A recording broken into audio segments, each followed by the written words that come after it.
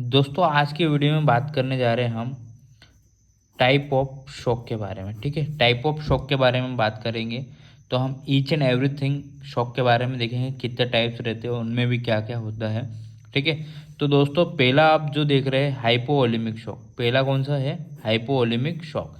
इसमें क्या होता है दोस्तों, वॉल्यूम डिक्रीज हो जाता है, जो शरीर का वॉल्यूम है, जो आयतन है वो कम हो जाता है। जैसे कि हेमोरेज मतलब ब्लड लॉस हुआ, जैसे किसी का ट्रॉमा हुआ, रोड ट्रैक एक्सीडेंट हो गया, उसमें ब्लड लॉस हो गया, उसके कारण क्या हुआ, शरीर का वॉल्यूम जो था, जो आयतन था, जो फ्लूइड था, वो लॉस हो गया, जिसके कारण क्या हुआ, हेमरेज के कारण क्या हुआ, वॉल्यूम कम हो गया, हाइपोवॉल्यूमिक हो गया। मतलब हाइपो मीन्स कम और वॉल्यूमिक मीन्स वॉल्यूम।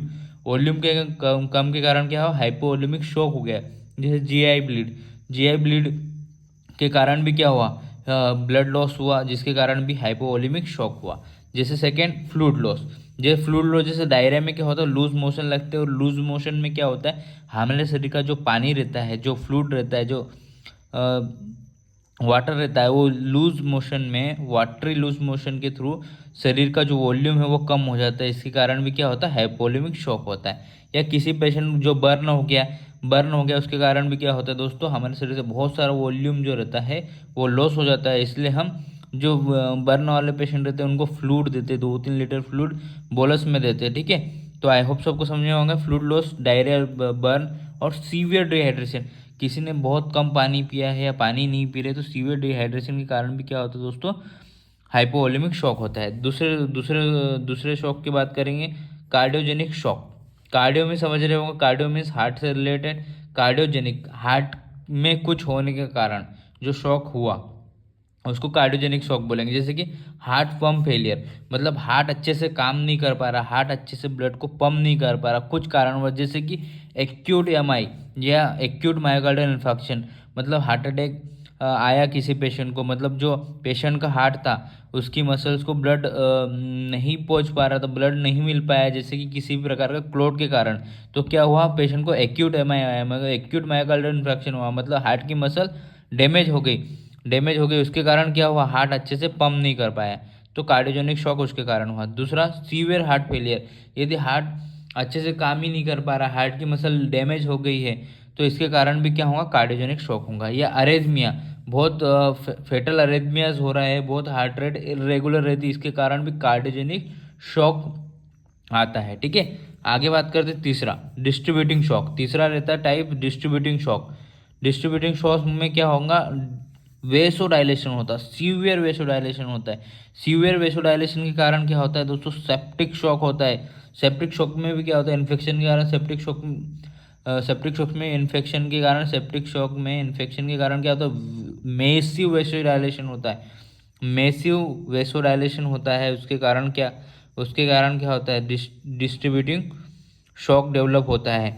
जैसे डिस्ट्रीब्यूटिंग शॉक में एनाफाइलेटिक शॉक, दूसरा सेप्टिक शॉक हो गया। एनाफाइलेटिक शॉक में क्या होता है, एलर्जिक रिएक्शन होती है।